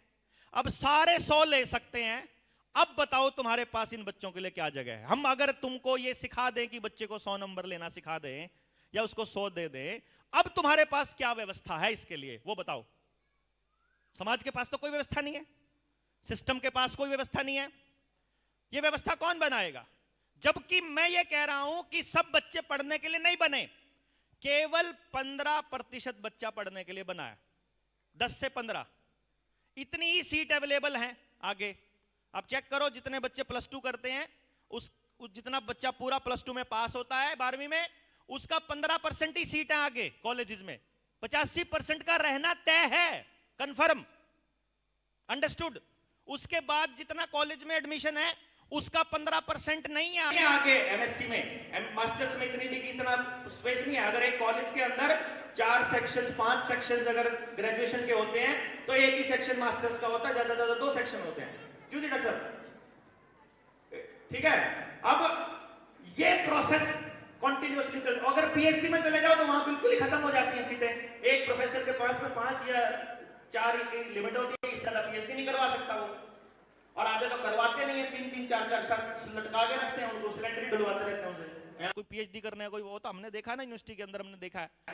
या तो पढ़ने वाला बच्चा अगर स्टैंड ले लेना प्रोफेसर के सामने कि नहीं सर आप गलत बता रहे हो, मेरे साथ हुआ पंजाब यूनिवर्सिटी में पढ़ते हुए मैंने एक प्रोफेसर साहब को टोक दिया बीच में, मैंने हाथ खड़ा करके बोल दिया, मैं जो रास्ता आप बता रहे हो इससे अच्छा, इससे इजी रास्ता मेरे को मालूम है, बताते हो क्या क्वालिफिकेशन आपकी? मैं इससे क्वालिफिकेशन का क्या लेना देना है भाई? तुम जो ये काम सिखा रहे हो, अब पेंचर लगाने वाले की कैलकुलेशन, उससे क्वालिफिकेशन पूछोगे जाके कि पेंचर लगाने में तुमने मेरिट ली थी कि तुम क्या किया था। जाके पेंचर लगवाते हो तो वहां तो कुछ नहीं पूछते हो, बात बता रहे हो उसको बात को सुनते क्यों नहीं हो तुम? लेकिन नहीं, प्रोफेसर की अथॉरिटी जो है वो चैलेंज हो गई तो अगले ने कह दिया get out of the class. इतना आता बस, इससे ज्यादा कुछ नहीं आता। आप थोड़ा सा आंख में आंख डाल के बोल दो, वो बोलेंगे बदतमीजी करता है। अरे उसने सवाल ही तो पूछा है, सवाल पूछना बदतमीजी कब से हो गई भाई? और लेकिन पूरा एजुकेशन सिस्टम एक ही चीज के ऊपर लगा पड़ा है, कैसे आपके बच्चे को गुलाम बनाए, कैसे आज्ञाकारी बनाए, जितने बजे उठना, जितने बजे सोना, जो करना, जो हमने कह दिया वही करो, बस अभी कह दिया ये करो। आप माहौल तैयार नहीं करते हो, आप ये बताते नहीं हो कि ये क्यों करना है, आप ये नहीं बताते कैसे करना है, ये नहीं बताते कि इसका अच्छा रास्ता कौन सा है, इसमें चलो हम तुम्हारी मदद करते हैं। खुद बैठे टीवी पे बैठे होते हैं और उसको बोलते पढ़ लेना, देखते भी नहीं उसकी तरफ, ऐसे करते हैं जाके पढ़ ले अपने कमरे में। ये माहौल। मैं एक बच्चे, जब मैं रिसर्च कर रहा था ना, जब मैं छोटा था तो मैं देखा करता था, उस टाइम पे मैं पूछता था बच्चों से, तो बच्चों की राय लेता था, बच्चों की राय लेता तो बड़े अजीब अजीब जवाब आते। बच्चा कहता आई हेट माय फादर, चलो वो तो गुस्से में बोल दिया होगा उस बच्चे ने, बट उसने बोल दिया आई हेट माय फादर। मैंने कहा काहे को भाई, दिक्कत क्या है? दिक्कत क्या है? आएंगे, आते ही सोफे पर बैठेंगे, मेरी मम्मा उनके लिए पानी लाएंगी, वो बैठ करके ऐसे टेबल के ऊपर पैर रखेंगे जूते निकाल के, और रिमोट निकालेंगे और टीवी चालू कर देंगे। इधर बच्चे को, वो घूम रहा है बच्चा, उसको बोलेंगे इधर आ, हाँ आज टेस्ट में कितने नंबर आए? टीवी चल रहा है उधर, टेस्ट में कितने नंबर आए? टेस्ट में इतने नंबर आए। ये हुआ, क्या हुआ, क्यों पढ़ा, क्यों नहीं पढ़ नहीं सकता, ध्यान नहीं देता, तेरे लिए सब छोड़ के आए थे, जितना हमको मिल गया, जितना तेरे को मिलता इतना हमको मिल जाता तो पता नहीं क्या कर देते, ये वो पढ़ा करो, पढ़े बिना कुछ नहीं होगा, देख लो हमारी तरह धक्के खाओगे। ये इसी टाइप की डायलॉग हो जी। फिर मैं कहा तुम्हें दिक्कत क्या है भाई? अगर तुम्हारे माँ बाप तुम्हारे भले के लिए तुमको ये कह रहे हैं कि पढ़ाई करो और पढ़ने अच्छी बात है, बोले अगर पढ़ाई इतनी बढ़िया चीज है तो उन्होंने क्यों नहीं करी? और अब किसने रोका उनको पढ़ने से? अगर पढ़ना इतना बढ़िया है तो अब तो नहीं पढ़ते, वो आते ही टीवी चला के बैठ जाते हैं। मेरे को क्यों पढ़ना पड़ता है? मेरी माँ मोबाइल पे लगी पड़ी, मेरा बाप टीवी पे लगा पड़ा है, वो कोई अपनी मर्जी का काम कर रहा है, मैं अपनी मर्जी का क्यों नहीं कर सकता? मेरे को पढ़ने के अलावा और कोई काम ही नहीं है मेरे पास। घर में छोटा सा घर बना दिया, एक कबूतर खानों में रहने लग गए हम, 20-20 मंजिला, और बड़े राजी होके कहते हमने फ्लैट ले लिया, और उनको ये नहीं पता उनको हवा बेच दी डीलर ने। मतलब अपने गांव की जमीन बेच के हवा में ले लेते हैं कुछ भी, एक 4 दीवारी, और फ्लैट कहते हैं उसको, बड़े राजी हो रहते हैं। उनको अपने बच्चे को धूप नहीं दिला सकते उस कमरे के अंदर, शुद्ध हवा नहीं मिलेगी उसके अंदर कभी भी, चारों तरफ ची ची ची ची पी पी रहता है।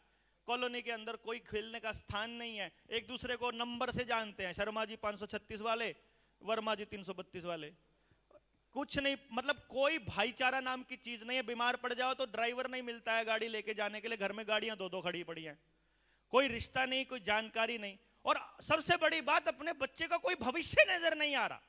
सबसे कमाल की बात ये कि एक ऐसी दौड़ में दौड़ रही है, सुबह उठ के करेगा क्या?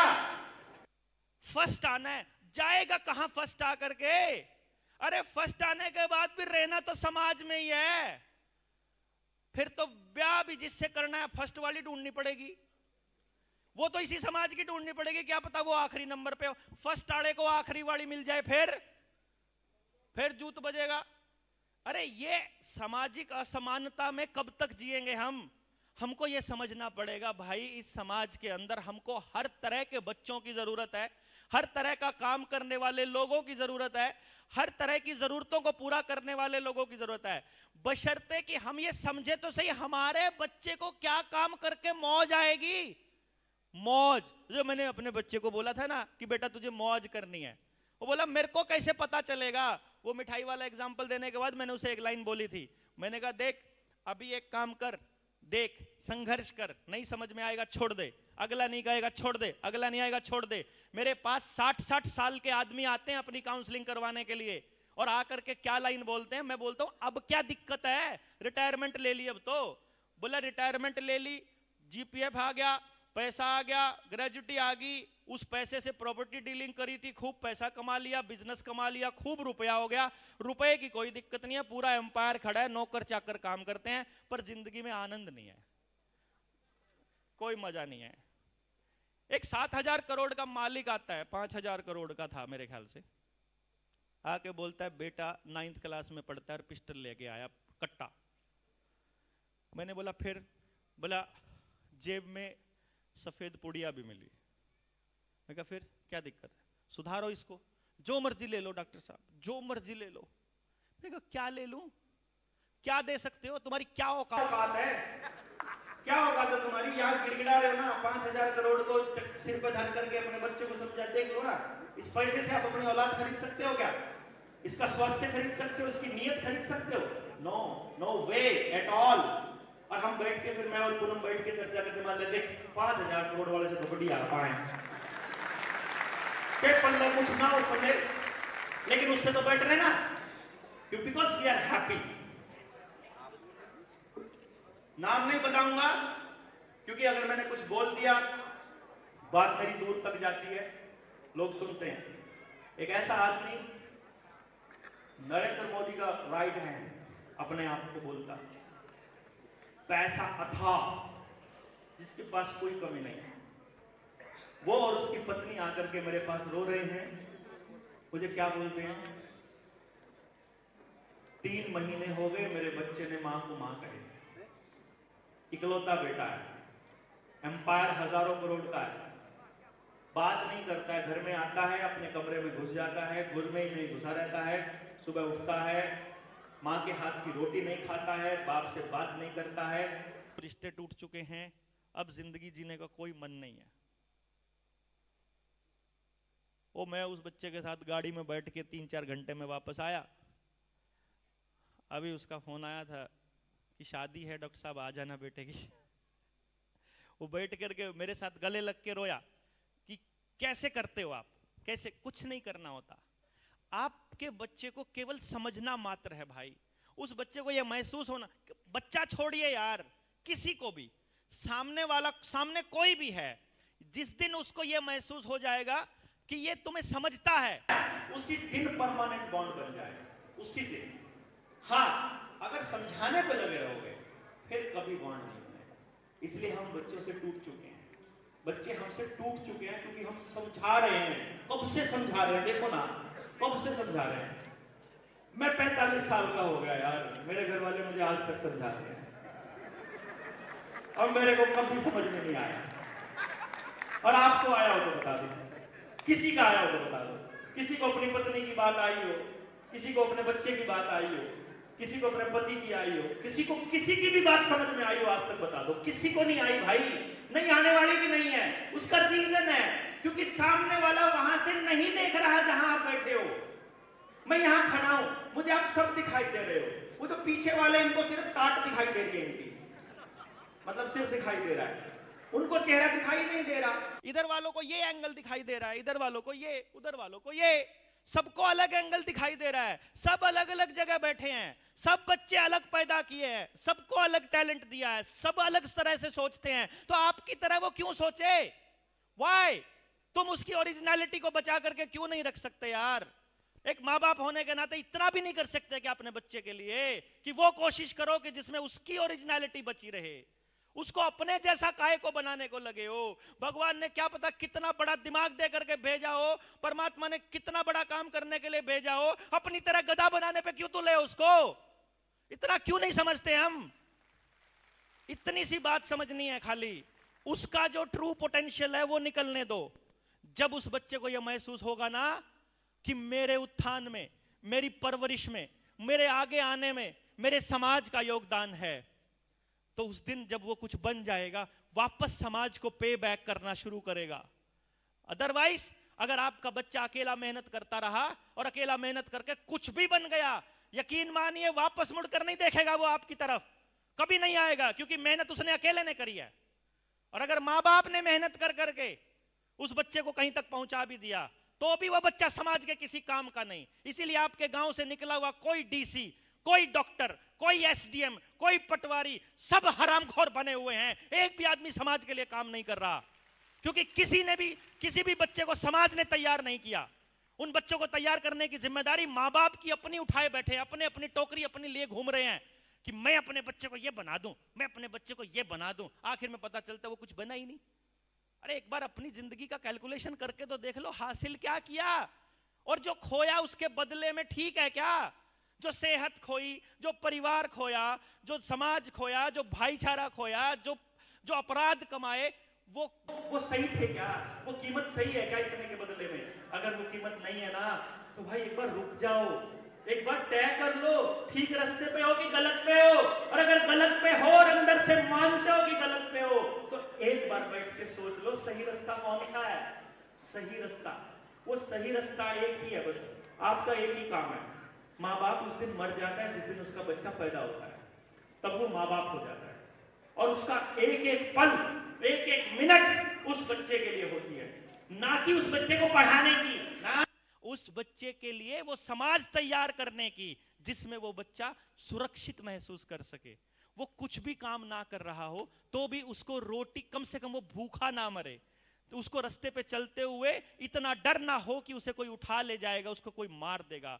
ऐसे समाज के निर्माण करने का काम हमारा है एज अ पेरेंट, और उस काम को करने की शुरुआत करने वाले लोग यहां से आगे हमारे साथ चलेंगे। जिनको लगता है हम गलत रास्ते पर हैं, अपनी राम राम भाई, समझे नहीं बात? जो इस रास्ते पर चलेंगे उस रास्ते पे आपको जो करना पड़ेगा, शिक्षा, स्वास्थ्य, न्याय, राजनीति, खेती, धर्म, जिस पर जैसे बात करनी पड़ेगी। फर्क सिर्फ एक ही है, हम लड़ाई लड़ेंगे अपने बच्चे के सच की, और सच की लड़ाई में एक ही नियम है, वो किसी का भी नुकसान नहीं कर सकता, किसी का भी। मेरे बच्चे का फायदा अगर किसी भी बच्चे का नुकसान करके हो रहा है, वो झूठ है, वो चोरी है, वो गलत है, वो अधर्म है। अगर हमको धर्म के रास्ते पर चलना है तो उसका एक रास्ता है, किसी भी आदमी के लिए अंदर में नफरत नहीं हो सकती, किसी भी आदमी को पीछे छोड़ने का विचार नहीं हो सकता, क्योंकि हम केवल तब जीतेंगे जब हम सब जीतेंगे। हमारा एक ही है, हम केवल तब जीतेंगे जब हम केवल तब जीतेंगे जब सब जीतेंगे, सब। और उसके लिए तब तक ये कोशिश करती रहनी है। जरूरी नहीं है कि इस जीवन में, इस लाइफ टाइम में हम ये सब कर पाएंगे, कोई जरूरी नहीं है। कोई भी आदमी अपना काम पूरा नहीं कर पाया। बाबर ने जो किया, अशोका ने जो किया, राज कर गए, वो चले गए, सब खत्म हो गए। उनका वंशज भी आज कोई नहीं पड़ा आपके आसपास मिलेगा, कोई नहीं कहेगा मैं बाबर का पड़पोते का पड़पोते का पड़पोता हूं, कोई नहीं कहेगा, सब खत्म हो जाएगा। आप सबने भी जाना है एक दिन, रास्ता है, छोड़ कर क्या गए, लेगेसी क्या छोड़ कर गए। जो बर्बादी चल रही थी उससे मुंह मोड़ करके शहर भाग गए थे क्या? वो जो बर्बादी गांव में हो रही थी उससे मुंह फोड़ करके मतलब कोसते रहते थे क्या? हमको मालूम नहीं है। और सारी की जड़ में एक ही चीज है, नॉलेज, समझ। वो समझ कहां से आएगी? चर्चा करनी पड़ेगी भाई। चर्चा तो होती ही नहीं ना, स्कूल में होती। स्कूल में भी डेक्लेमेशन। मेरा बेटा, मैं आपको बताता हूं यार, कमाल की बात है, कोरोना चल रहा था। कोरोना चलते चलते उसका फोन आया मेरे पास। वो सैनिक स्कूल में था कुंजपुरा। उसका फोन आया कि मेरे स्कूल में कंपटीशन है एस्से राइटिंग का और कोरोना पे एस्से लिखना है। मैं कहा देखो क्या माइंड प्रोग्रामिंग है। मतलब उस पे पूरा का पूरा डिटेल वो दे रहे हैं जो ऑनलाइन गूगल पे या सर्च इंजन पे मौजूद है। तो मेरे से बात कर रहा है, पापा आप जो कह रहे हो वो तो कहीं पे नहीं है गूगल पे, वो तो कह रहे हैं तो कॉन्स्पिरेसी है। मैंने कहा एक काम करो बेटा, कुछ मत करो, ज्यादा कैलकुलेशन में मत पड़ो। तुम्हें ऐसे लिखना है, तुम एक कैलकुलेशन करो कि 2017 में कितने लोग मरे, 18 में कितने मरे, कौन कितनी बीमारी से मरा, कौन कितनी बीमारी से, कौन किस तरह से मरा, किसका क्या रहा, और उसके लिए सरकारों ने क्या क्या प्रयास किए, सिर्फ चेक करो। उसने मुझे वो डिटेल भेजी ना, यू विल बी सरप्राइज्ड। मेरे को नहीं उस दिन आइडिया था, वो उसने मुझे भेजा। उसने मुझे भेजा कि अपने देश में 24 लाख बच्चा 5 साल से कम उम्र का केवल 3 कारणों से मर जाता है 5 साल से पहले। या तो इलाज ना मिलने की वजह से, या फिर कुपोषण की वजह से, या गलत इलाज हो जाने की वजह से। मैं हैरान था, ये डेटा किसी के पास नहीं है, कोई आंकड़े को शेयर नहीं कर रहा है, कहीं डिस्कशन में नहीं है। तो बोला पापा मैं लिखूं क्या इसको? मैंने कहा तुम्हारे पास 2 चॉइसेस हैं बेटा। फर्स्ट आना है तो तुमको वही लिखना पड़ेगा जो सिस्टम चाहता है, तुमको उसी तरह का लिखना पड़ेगा और मीठे मीठे शब्दों में लिखना पड़ेगा कि सरकार ने बहुत अच्छा काम कर दिया इसमें रोकथाम के लिए। क्योंकि सरकार बहुत अच्छा काम कर रही है, वो कह रही है कि आपको कैंसर का इलाज खुद कराना पड़ेगा, बुखार का इलाज खुद कराना पड़ेगा, आपको डायबिटीज का इलाज खुद कराना पड़ेगा, आपको और हार्ट के पेशेंट हो तो वो सारे इलाज खुद कराने पड़ेंगे, लेकिन कोरोना से नहीं मरने देंगे आपको। बाकी सारे इलाज में आपको चाहे जमीन बिक जाए, कोई चक्कर नहीं। आप कर्जे में हैं तो आपको चाहे सुसाइड करना पड़े, वो उसकी टेंशन नहीं। तो मैं उसको बोला कि मैंने कहा कुछ नहीं करना बेटा, तुम्हें अपना ऐसे लिखना है तो वैसे लिखो जैसा तुम सोचते हो, भले ही कोई भी रिजल्ट आए। और वो तो रिजल्ट तो आना था, उसको तो सेलेक्ट भी नहीं हुआ, वो तो आगे भी नहीं गया, उसको बोलने भी नहीं दिया। This is the way education system is working. आपके बच्चों को माइंड प्रोग्राम करके वो सब कहलवा रहे हैं जो वो चाहते हैं। सही है क्या? सही है क्या? अब आपको यदि अपने बच्चे के लिए कोई माहौल तैयार करना है, पहला आपको पहले अपनी समझ बढ़ानी पड़ेगी। बताइए, पहले अपनी समझ बढ़ानी पड़ेगी। अपनी समझ बढ़ने के बाद अपने आसपास के लोगों से बात करनी पड़ेगी। और जब आसपास के लोगों से बात करोगे ना तो एक ही जवाब आएगा जो मुझे उस गांव वाले ने दिया था पहली बार जब मैं अपना इंस्टीट्यूट बंद करके चला। जैसे क्या होता है, 2008 में मैं नौकरी लगा, 2012 में मैंने नौकरी छोड़ दी, सॉरी 4 में लगा, 8 साल करके, और 12 में छोड़ दी। अच्छा, 12 में छोड़ने के बाद 2016 में मैंने अपनी पत्नी को बोला कि पूनम, ये इंस्टीट्यूट तो समाज में कोड हैं, ये तो बच्चों को बर्बाद कर रहे हैं, ये तो बच्चों को और कंपटीशन में लेके जा रहे हैं, ये तो पूरे के पूरे लोगों की उनकी पूंजी को खींच करके बर्बादी की तरफ लेके जा रहा है। ऐसा है जैसे सारे अपने नहू की कमाई और उठा के नाले में फेंक रहे हों, क्योंकि 99.99% बच्चों का तो फेल होना तय है। तो मैंने कहा ये इंस्टीट्यूट तो बर्बाद करेंगे, आज जाके गांव वालों को समझाएंगे और बात करेंगे। बोली अब नया दौरा पड़ गया तेरे को? पहले नौकरी छोड़ने का दौरा पड़ा था, अब गांव को समझाने का। अब मुझे बोलती कोई सुनेगा? मेरा एक ही जवाब था और आज भी मेरा यही जवाब है। जब भी वो मुझसे पूछती है कि क्या नतीजा रहा, मैं उसको एक ही लाइन बोलता हूं, मैं नतीजे के लिए काम नहीं कर रहा पूनम, मैं काम कर रहा हूं कि मुझे आज जो करना चाहिए वो सही है या गलत है। अगर मैं गलत कर रहा हूं तो नहीं करूंगा, और सही है तो करूंगा, चाहे नतीजा जो मर्जी हो। तो पहुंच गया जी, गांव में पहुंचा। अब कोई जानता नहीं, क्योंकि गांव छोड़े हुए अरसा हो गया। करनाल के एरिया में तो लोग जानते थे, वहां तो सब पता था, लेकिन उधर चंडीगढ़ कोई जानता नहीं था। पर मैं तो सुबह उठता, सोमवार की छुट्टी कर दी शुरुआत में, मुंह जिधर की तरफ मुंह हुआ गाड़ी का निकल गया। जहां 8 बज गए वहां सरकारी स्कूल के टीचरों से बात करनी शुरू करी। जब उसके बाद उनसे बात कर ली, उसके बाद प्राइवेट स्कूल्स जितने मिले, फिर गांव का सरपंच मिला, फिर देखा कि बात बन नहीं रही। क्योंकि 2015 में मैंने एक ट्राई किया था। 15 में मैं नरेंद्र मोदी साहब से मिला था और उनसे पूछ करके मैंने ये कहा था कि भाई हमारे पास एक ऐसी विद्या है जिसकी मदद से हम सब बच्चों का टैलेंट बता सकते हैं। भाई मुझे और तो कुछ नहीं पता, देखो आपके आने से मुझे इतना हौसला हो गया। सारे देश में सरकार कुछ करे या ना करे, जितने लोग यहां बैठे हैं, अगर इतने लोगों के प्रयास के बाद अगर अगले साल या 2 साल में हम पूरे भारत के लिए कोई आशा की किरण खड़ी नहीं कर पाए, तो इतना तो है कि हम सब लोग तो मिलकर के एक यूनिवर्सिटी अपनी खोल ही सकते हैं कि नहीं खोलते? भाई बाकी तो जाओ, कहीं भी जाओ, हम तो कर ही सकते हैं अपने बच्चों के लिए। भाई मुझे सबका टैलेंट पता करने का पता है। मैं ये कह रहा हूं हम सभी बच्चों को क्या काम करने के लिए परमात्मा ने पैदा किया है, इसका पता लगाने के बाद उसको तैयार करने की प्रोसेस में शामिल कर लेते हैं और सबके लिए जीवन का एक आधार तैयार कर देते हैं। तो ये वाली बात मैंने जब मोदी साहब को बोली कि भाई कौशल विकास योजना चालू करी है आपने, PMKVY चालू किया था, तो मैंने कहा कि कौशल तो पता नहीं है हमको, तो कौशल विकास कैसे करेंगे? तो उन्होंने कहा कि अफसरों को मिलने के लिए DR कुल मिला करके मैं फिर स्मृति ईरानी से भी मिला, वो मैंने अपनी वीडियोस में खूब बोला हुआ है, तो आप सुन सकते हैं बड़े आराम से वहां पे। लेकिन अल्टीमेटली मुझे ये समझ में आया कि किसी MLA, MP, CM, PM या तहसीलदार मास्टर सबको में से किसी को ये नहीं पड़ी है कि आपके बच्चों के लिए वो कुछ करे।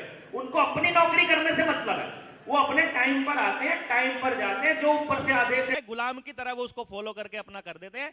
उनको आपके बच्चे से कोई लेना देना नहीं है। अब वो क्यों करेंगे आपके लिए? अब आप कैसे करेंगे? आपके पास तो समझ होनी चाहिए। समझ देने का काम आपको बचपन से किसी ने दिया ही नहीं, क्योंकि बचपन से तो वही है, उस माँ की तरह पेपर की तैयारी कराने में ही सारी जिंदगी बीत गई, सारे माँ बाप की सारे एग्जाम की तैयारियों में ही गुजर गई। तो समझ कैसे देंगे? स्वस्थ कैसे रहना इसकी समझ, गांव में कैसे आचरण करना इसकी समझ, कोई गलत चीज हो रही है उसका विरोध कैसे करना उसकी समझ, कोई चीज टूट गई है घर में उसकी समझ, उसको ठीक करने की समझ, रिश्ते टूट रहे हैं उसकी समझ, जीवन में कोई चीज गलत आ जाए, फेलियर आ जाए, अगर हम फेल हो जाए उसकी समझ। कोई समझ देने वाला काम तो हो ही नहीं रहा है समाज के अंदर। तो फिर किसी को मालूम, और उनको यह पता है कि जिनके बच्चे बर्बाद हो रहे हैं अगर वही सो रहे हैं तो हमने क्या ठेका ले रखा है। तो फिर ये कैलकुलेशन करने के बाद मैं गांव में जाना चालू किया। सब हार के मेरे को यह समझ में आया कि पेरेंट से बात करनी पड़ेगी, क्योंकि स्टेक होल्डर पेरेंट है। उसको इसका काम जो करेंगे वो पेरेंट करेंगे, कम से कम अपने बच्चों के लिए कुछ तो ट्राई मारेंगे। उसका रीजन क्या है? रीजन तो ये है, मैंने गांव वालों को समझाया कि देखो जी ताऊ जी बात सुनो, अब पहले तो बात ही सुनो, पहले तो यही कहानी बड़ी है। आज तो आप लोग अपना पैसा खर्च करके यहां तक पहुंच गए। पहले दिन तो मैं जब गाड़ी उठा के निकला, गांव में कोई बात करने को बंदा ना मिले, तो जहां चौपाल में ताश खेल रहे थे कुछ बूढ़े, बैठ गया जी उधर जाके। मैं कहा ताऊ बात करनी है। वो बोले क्या बात करनी भाई? मैंने कहा जी बच्चों के बारे में बात करनी, आने वाले टाइम में हमारे बच्चों के लिए बड़ा खतरा हो रहा है, उस पर चर्चा करेंगे। उसने बोला ऐसे पत्ते बांट रहा था, जब बोला था उसने पत्ते, क्योंकि बाजी खत्म हुई तब मैंने बोलना चालू किया, तो पत्ते बांटते बांटते बोला क्या बात करनी, तो मैंने अगली बात कही, तब तक उसके पत्ते बंट चुके थे ऐसे ऐसे करके। हाँ बोल भाई, मार के पत्ता बोल भाई। तो मैंने कहा जी थोड़ा सा बाजी खत्म कर लो उसके बाद कर लेते हैं। अब बाजी खत्म, बोले तो लेट होएगी खत्म। मैं कहा कोई बात नहीं, मैं खड़ा। एक हो गई, दूसरी हो गई, तीसरी। उसने देखा कि ये बेशरम जाएगा नहीं यहाँ से, तो जब बाजी खत्म हुई तो वो पत्ते नपेट समेट के मुझे बोला हाँ बता, अब बता। ले सारे घूम के मेरी तरफ मुंह कर लिया। तो मैंने उनको अपनी जो बात मेरे पास थी मैंने बताया। और सबसे पहले बात करने से पहले तो उन्होंने मेरे से यही पूछा, मेरे हाथ में काला सा बैग था जैसा होता है अटैची टाइप का, उसमें कुछ दस्तावेज थे जो मैंने अपनी फाइंडिंग थी। मैं तो बड़ा राजी होकर जाता था ना, ये दिखाऊंगा सबूत कि देखो मैंने ऐसा ऐसा काम कर रखा है, मैं ये कर चुका हूँ, मैं तुम्हारे बच्चों के लिए ये कर दूंगा, तुम्हारे गाँव के लिए ये कर दूंगा। मैं तो पूरा खुश होकर जाता था कि कोई भी माँ बाप जो है ना वो नहीं करेगा। और बैग को देख के सबसे पहले वो ये पूछता भाई के बेचना आया? मैं कहा मैं कुछ बेचने नहीं आया हूं भाई, मैं तो बात करने आया हूं। क्या बात करने? तो फिर जब बात करने लगा और बात बताई मैंने, तो बात सुनने के बाद ऐसे बैठे बैठे, भाई छोरे, बात तो तेरी पते की है, 16 अन्य सच है, पर हमारी तो कोई गहराई भी नहीं सुनता, हमारी तो हमारे घर वाले भी नहीं सुनते, हम कुछ नहीं कर सकते। ओके थैंक यू, और चल भाई। फिर अगली जगह, फिर अगली बैठक में, कहीं हुक्के पर, कहीं कोई, कहीं कोई, कहीं कोई। मुझे हौसला कहां से मिला जब 3-4 राउंड हो गए। अब हर बार पूनम पूछे कुछ आई बात समझ में लोगों के, मैं कहा आ जाएगी। अब मैं उसको क्या कहूं कि सुनते ही नहीं है।